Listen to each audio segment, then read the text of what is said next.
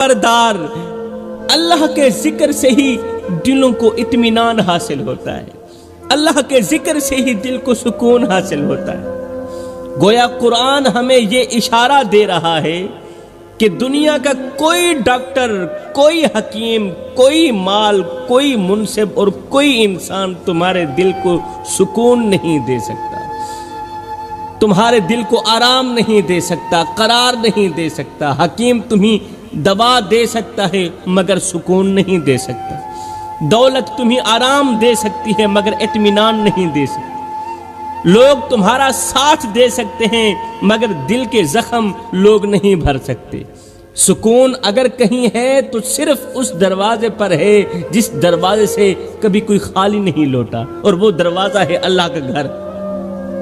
سکون کہیں اگر ہے تو صرف اسی دروازے پر ہے، صرف اسی دروازے پر ہے جس دروازے سے آج تک کبھی کوئی خالی لوٹا ہی نہیں، اور وہ دروازہ ہے میرے اللہ کا گھر، وہ رب العالمین کا دروازہ ہے۔ اللہ تعالیٰ خود اپنے بندوں سے فرما رہا ہے، اے میرے بندو، اگر تم سکون چاہتے ہو تو لوگوں کے دروازوں پر مت بھٹکو، میرے دروازے پر آ جا۔ اگر تم سکون چاہتے ہو، اگر دل کی ویرانی ختم کرنا چاہتے ہو تو میرے ذکر سے اپنا تعلق جوڑ لو نا۔ اگر آنکھوں کی بے خوابی ختم کرنا چاہتے ہو تو رات کی تنہائی میں مجھ سے بات کیا کرو، یہ میرا اللہ فرما رہا ہے۔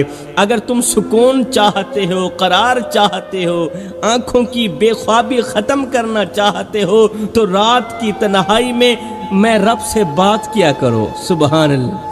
حضرت سیدنا علی المرتضی شیر خدا کرم اللہ وجہ الکریم نے فرمایا جب میرا جی چاہتا ہے کہ میں اپنے رب سے بات کروں تو میں نماز پڑھنے لگ جاتا ہوں۔ جب میرا جی چاہتا ہے کہ میں اپنے رب سے بات کروں، جب رب سے بات کرنے کو دل کرے نا میرا، تو میں کیا کرتا ہوں؟ نماز پڑھنے لگ جاتا ہوں۔ اور جب میرا جی چاہتا ہے کہ میرا رب مجھ سے کلام کرے تو میں قرآن اٹھاتا ہوں، پڑھنے لگ جاتا ہوں۔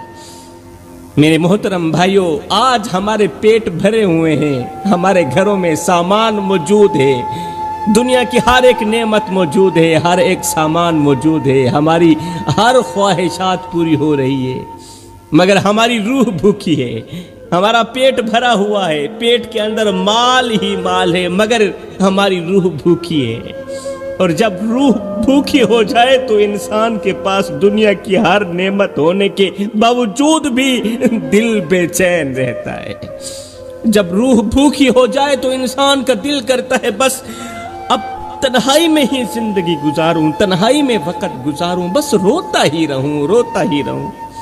ہم دنیا کے لیے روتے ہیں، دنیا کے لیے بھاگتے ہیں، دنیا کے لیے جاگتے ہیں، مگر اپنے گناہوں پر رونے کے لیے ہمارے پاس کوئی وقت نہیں ہے۔ میرے کریم نبی کا فرمان عالی شان ہے، صحابہ، دلوں پر بھی زنگ لگ جاتا ہے، جس طرح لوہے پر زنگ لگ جاتا ہے اسی طرح دلوں پر بھی زنگ لگ جاتا ہے۔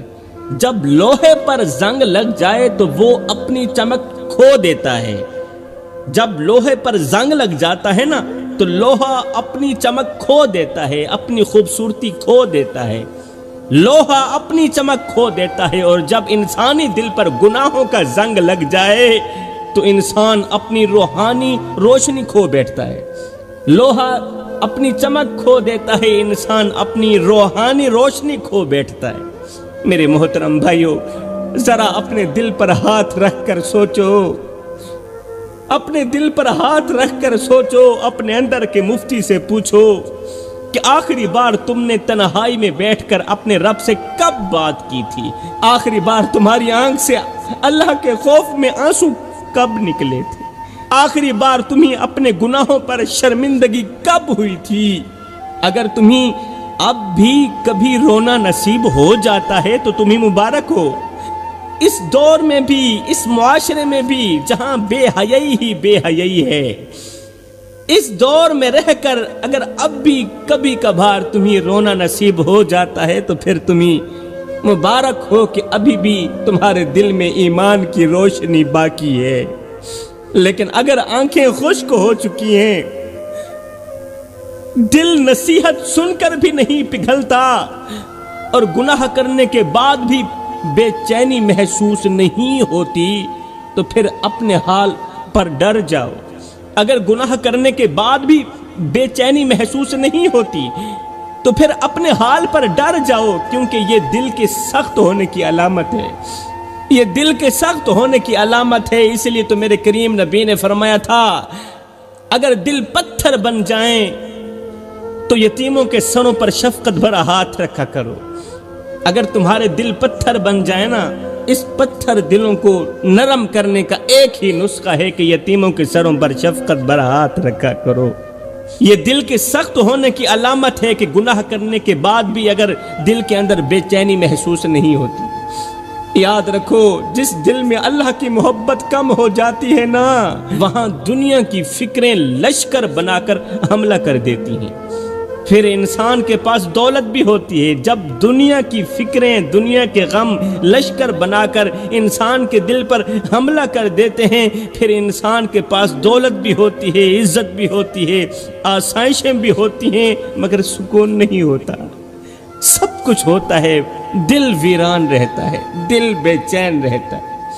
ایک مرتبہ ایک بادشاہ کسی اللہ والے کے پاس سے گزرا اور پوچھنے لگا، اے اللہ والے، دنیا کا سب سے غریب انسان کون ہے؟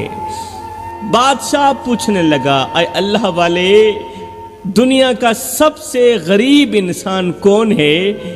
اللہ والے نے جواب دیا، وہ شخص جسے سکون کی ایک سانس بھی نصیب نہ ہو، جس کے پاس سکون نہیں، دولت کے ہوتے ہوئے بھی وہ غریب ہے، جس کے پاس سکون نہیں، جس کے پاس قرار نہیں ہے، اس کے پاس لاکھ دولت ہو، دولت کے انبار ہوں، خزانے کے ڈھیر لگے ہوئے ہوں، اس کے باوجود بھی وہ شخص غریب ہے۔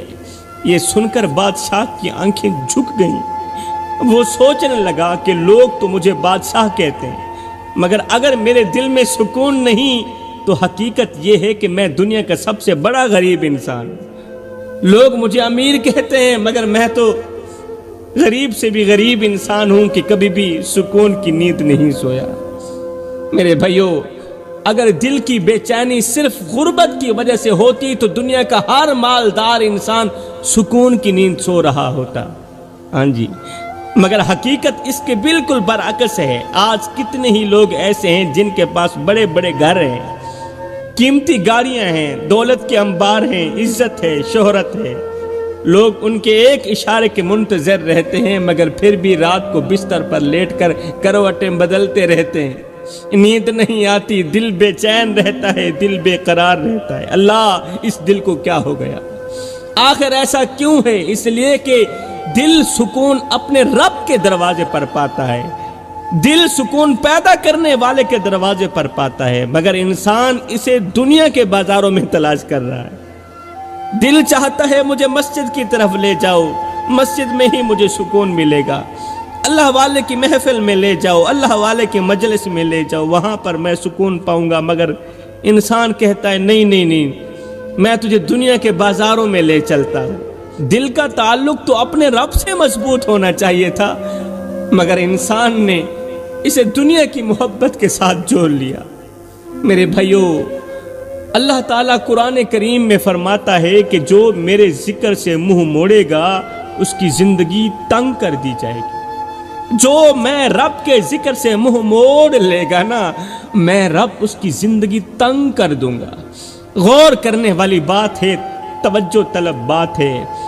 تنگ زندگی صرف یہ نہیں کہ انسان کے پاس پیسے نہ ہوں، بلکہ بعض اوقات انسان مال میں ڈوبا ہوا ہوتا ہے مگر سکون سے محروم ہوتا ہے، یہ بھی زندگی تنگ ہی ہے۔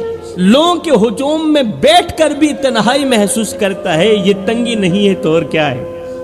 پیسوں کے ڈھیر کے اوپر بیٹھ کر بھی دل بے چینی کا سبب بنا ہوا ہے، یہ تنگی نہیں ہے تو اور کیا ہے؟ یہ جو گناہ ہے نا، گناہ، یہ بھی دل کی بے چینی کی ایک بہت بڑی وجہ بنتے ہیں۔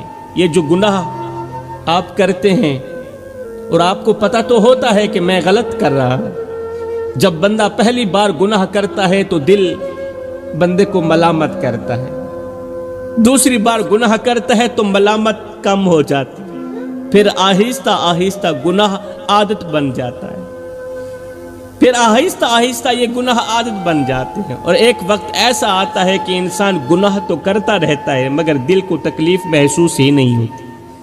پہلی مرتبہ اتنی بڑی تکلیف محسوس ہوئی تھی جب پہلی مرتبہ تو اللہ کی نافرمانی کر رہا تھا، گناہ کر رہا تھا، اتنی بڑی تکلیف محسوس ہو رہی تھی، مگر اب تو دل کو تکلیف ہوتی نہیں جتنا بڑا گناہ کر لو۔ یہی وہ خطرناک مقام ہے جہاں سے دل کی تباہی شروع ہو جاتی ہے۔ میرے بھائیو، آج ہمارا حال یہ ہو چکا ہے کہ ذرا سی پریشانی آ جائے تو ہم شکوے شروع کر دیتے ہیں، معمولی سی تکلیف آ جائے تو ہم رونا شروع کر دیتے ہیں، کوئی خواہش پوری نہ ہو تو ہم تقدیر سے ناراض ہو جاتے ہیں، اللہ سے بھی ناراض ہو جاتے ہیں، اور بعض اوقات تو انسان اتنا بے صبرا ہو جاتا ہے کہ اپنے رب سے ہی شکوہ کرنے لگ جاتا، حالانکہ ہمیں یہ معلوم ہی نہیں ہوتا کہ یہ جو پریشانی ہمارے دروازے پر آئی ہے، ہو سکتا ہے یہ ہمارے گناہوں کو دھونے آئی ہو، ہماری بدکاریوں کو دھونے آئی ہو سکتا ہے یہ ہمیں جہنم کی آگ سے بچانے آئی ہو سکتا ہے یہ ہمارے درجات بلند کرنے آئی اور ہو سکتا ہے یہ مصیبت دراصل ہمیں اللہ کی طرف جوڑنے آئی ہو، اور یہ بھی ہو سکتا ہے کہ اللہ کی طرف سے بھیجا گیا وہ تحفہ ہو، یہ مصیبت اللہ کی طرف سے بھیجا گیا وہ تحفہ ہو جس کے بدلے میں قیامت کے دن ہمیں ایسی نعمت ملنے والی ہو جس کا آج ہم تصور بھی نہیں کر سکتے۔ یہ بھی ہو سکتا ہے۔ میرے محترم بھائیو، ذرا حضرت سیدنا ایوب علیہ السلام کی زندگی کو دیکھو، ایوب کی زندگی کا وہ دردناک منظر اپنی آنکھوں کے سامنے لاؤ نا ذرا۔ مال چلا گیا، اولاد چلی گئی، صحت تھی وہ بھی چلی گئی، جسم بیماری اور زخموں سے چور چور ہو گیا، وہ لوگ بھی ساتھ چھوڑ گئے جو کبھی آپ کی مجلسوں میں بیٹھنے پر فخر کیا کرتے تھے، مگر حیرت کی بات یہ ہے کہ اتنی بڑی آزمائشوں کے باوجود ان کی زبان پر شکوے کا ایک لفظ بھی نہ نکلا۔ جسم کا ہر حصہ درد میں ڈوبا ہوا ہے ایوب علیہ السلام کا، راتیں تکلیف میں گزر رہی ہیں، دن آزمائشوں میں گزر رہے ہیں، مگر دل میں ہے تو صرف شکر ہے، دل میں ہے تو صرف صبر ہے۔ اور ایوب علیہ السلام بار بار یہی کہتے جا رہے ہیں، بار بار یہی کہتے جا رہے ہیں، میرے رب اگر یہ آزمائش تیری طرف سے ہے تو تیرا ایوب بھی تیری اس آزمائش کو اپنی آنکھوں پہ رکھتا ہے۔ محبت کا دعویٰ تو ہر کوئی کرتا ہے، مگر محبت کی سچائی تکلیف کے وقت ہی ظاہر ہوتی ہے۔ عشق کی جو سچائی ہوتی ہے نا، عشق کی جو حقیقت ہوتی ہے نا، ہمیشہ درد کے وقت ظاہر ہوتی ہے۔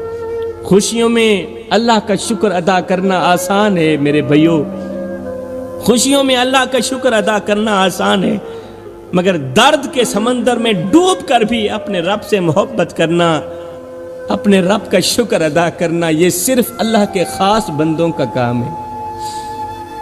کبھی کبھی ایسا لگتا ہے جیسے صبر خود حضرت ایوب علیہ السلام کے دروازے پر آ کر بیٹھ گیا۔ ایسا لگتا ہے نا جب ایوب کی وہ کہانی پڑھتے ہیں، ایسا لگتا ہے جیسے صبر خود حضرت ایوب علیہ السلام کے دروازے پر آپ کی چوکھٹ پر آ کر بیٹھ گیا۔ حضرت ایوب اپنی تکلیف کو بھی دیکھتے تھے مگر ساتھ میں رب کی رحمت کو بھی دیکھتے تھے، وہ بیماری کو بھی محسوس کرتے تھے مگر اپنے رب کی حکمت پر بھی یقین رکھتے تھے، پختہ یقین رکھتے تھے۔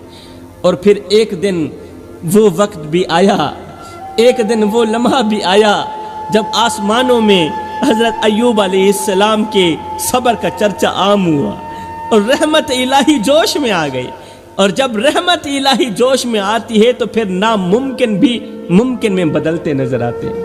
پھر اللہ تعالیٰ نے ایوب علیہ السلام کی بیماری کو شفا میں بدل دیا، تنہائی کو خوشی میں بدل دیا، محرومی کو نعمت میں بدل دیا، اور ایسا بدلا کہ دنیا قیامت تک حضرت ایوب علیہ السلام کا نام صبر کی مثال کے طور پر لیتی رہے گی۔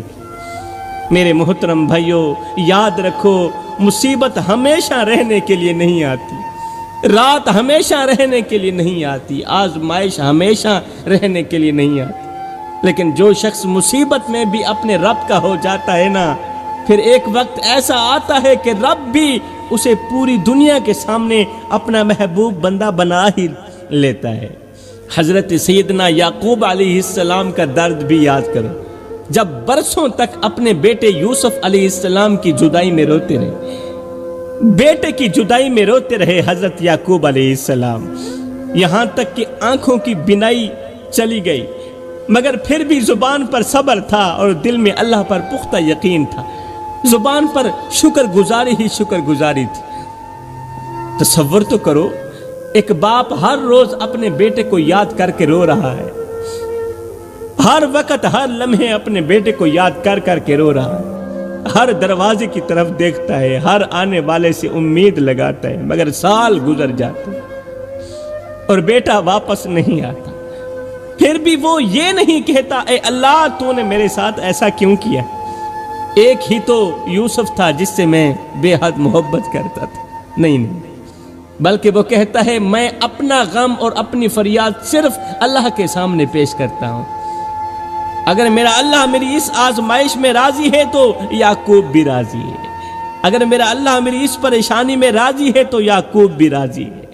میرے کریم آقا جناب حضرت محمد مصطفیٰ صلی اللہ علیہ وسلم کی زندگی کا درد تو ایسا ہے کہ سن کر دل کانپ جاتا ہے۔ بچپن میں والد کا سایہ اٹھ گیا، پھر والدہ بھی دنیا سے چلی گئی، پھر دادا بھی رخصت ہو گئے، جوانی آئی تو اپنے ہی لوگوں نے جھٹلا دیا، پتھر مارے، مذاق اڑایا، طائف کی گلیوں میں لولہان کر دیا، اور پھر وہ منظر بھی آیا جب اپنے جوان بیٹے حضرت ابراہیم رضی اللہ تعالی عنہ کو قبر میں اتارنا پڑا۔ آنکھوں سے آنسو جاری تھے، دل غمگین تھا، مگر زبان پر پھر بھی اپنے رب کی رضا تھی۔ جن لوگوں کو اللہ نے اپنی محبت کے لیے چنا تھا، قسم ہے اللہ پاک کی، ان کی زندگیاں آزمائشوں سے بھری ہوئی تھی۔ جن کو اللہ تعالیٰ نے اپنا محبوب بنا کر دنیا میں بھیجا تھا، ان کی زندگیاں آزمائشوں سے بھری ہوئی تھی، پریشانیوں سے بھری ہوئی تھی۔ تو پھر ہم اور آپ کون ہیں کہ چند دن کی پریشانی پر شکوے شروع کر دیتے؟ یاد رکھو، ہر آنسو سزا نہیں ہوتا، بعض آنسو انعام بھی ہوتے ہیں، ہر مصیبت غضب نہیں ہوتی، بعض مصیبتیں رحمت بھی ہوتی ہیں، اور ہر تکلیف تباہی نہیں ہوتی، بعض تکلیفیں انسان کو اپنے رب کی اتنا قریب کر دیتی ہیں جتنا وہ ساری زندگی عبادت کر کے بھی اپنے رب کے قریب نہیں ہو پایا تھا۔ میرے بھائیو، ہو سکتا ہے آج جس پریشانی پر تم رو رہے ہو، کل قیامت کے دن اسی پریشانی کی وجہ سے تم جنت کے ایسے مقام پر کھڑے ہو جہاں پہنچنے کا تم نے کبھی خواب بھی نہیں دیکھا تھا۔ اس لیے میں کہتا ہوں میرے بھائیو، زندگی میں جب پریشانیاں آئیں تو صبر کر لینا، جب کوئی تمہیں دکھ دینے لگے تو صبر کر لینا، جب تمہارے اپنے تمہاری آنکھوں میں آنسو بھر دیں تو صبر کر لینا، جب تمہارا دل یہ سوچ سوچ کے ٹوٹنے لگے، یہ سوچ سوچ کے ٹوٹنے لگے کہ جن لوگوں کے لیے میں نے اپنی خوشیاں قربان کی، جن لوگوں کے لیے میں نے اپنی جوانی قربان کی، آج وہی لوگ مجھے پہچاننے سے انکار کر گئے ہیں، تب بھی صبر کر لینا۔ جب سینے میں درد ہو مگر سننے والا رب کی سوا کوئی نہ ہو، تب بھی صبر کر لینا، کیونکہ اللہ گواہ ہے کہ ہر مسکراتا ہوا چہرہ خوش نہیں ہوتا۔ بعض چہرے ایسے بھی ہوتے ہیں جو دن بھر لوگوں کے سامنے ہنستے ہیں اور رات کو اپنے رب کے سامنے ٹوٹ ٹوٹ کر روتے ہیں۔ آپ نے دیکھا ہوگا ایسے لوگوں کو، بہت سارے اس طرح کے لوگ ہوتے ہیں جو دن بھر لوگوں کے سامنے ہنستے ہیں، مسکراتے ہیں، خوشحال دکھائی دیتے ہیں، اور رات کو اپنے رب کے سامنے ٹوٹ ٹوٹ کے روتے ہیں، اور ان کا رونا میرے اللہ کو بہت پسند بھی آتا ہے، اور میرا اللہ بھی یہی چاہتا ہے، بس یہ روتا رہے اور میں رب اس کا رونا سنتا رہوں۔ بعض دل ایسے بھی ہوتے ہیں جن کے زخم نظر نہیں آتے مگر ان کے اندر قیامت برپا ہوتی، بعض لوگ اس طرح بھی ہوتے، مگر یاد رکھو میرے بھائیوں، جو لوگ تمہیں رلاتے ہیں نا، وہ رلاتے ضرور ہیں مگر تمہاری قسمت نہیں لکھتے، تمہاری قسمت میرے محمد کا رب ہی لکھتا ہے۔ جو لوگ تمہیں چھوڑ کر چلے گئے ہیں نا، وہ خود چلے گئے ہیں، تمہارا رزق ساتھ لے کر نہیں جا سکتے، تمہارا رزق ساتھ لے کر نہیں گئے وہ۔ اس لیے صبر کرنا، اللہ پر توکل رکھنا۔ کبھی کبھی اللہ بندے کو لوگوں سے دھوکہ اس لیے بھی کھلاتا ہے تاکہ اس کا بندہ لوگوں پر نہیں بلکہ اپنے رب پر بھروسہ کرنا سیکھ لے، ہاں اپنے رب پر یقین کرنا سیکھ لے، کیونکہ اللہ کے بندے کا یقین کمزور بھی تو ہو سکتا ہے نا۔ اسی یقین کو پختہ کرنے کے لیے اللہ تعالیٰ کبھی کبھار لوگوں سے دھوکے کھلاتا ہے۔ کبھی کبھی اللہ اپنے بندے کو تنہا اس لیے بھی کر دیتا ہے تاکہ بندہ جان لے کہ اصل سہارا تو صرف اللہ ہی ہے، اصل سہارا تو صرف میرا اللہ ہی ہے۔ جب کوئی ہاتھ اور ساتھ دونوں چھوڑ دیتا ہے نا تو پھر اللہ تعالیٰ انگل پکڑنے والا کوئی نہ کوئی بھیج ہی دیتا ہے۔ اور یاد رکھو، جو شخص کسی معصوم دل کو رلاتا ہے نا، جو کسی بے گناہ انسان کا جینا حرام کرتا ہے، وہ اللہ کی پکڑ سے بچ نہیں سکتا، وہ اللہ کی پکڑ سے بچ نہیں سکتا، وقت لگ سکتا ہے۔ میرا رب تو وہ ہے جس نے فرعون جیسے اور نمرود جیسے خود کو خدا کہنے والوں کو عبرت کا نشانہ بنا دیا، تو کس بات کی مولی ہے؟ آج کا دکھی انسان کہتا ہے میں صبر کر رہا ہوں، میں صبر کر رہا ہوں، پھر کہتا ہے میں ہار بھی چکا ہوں۔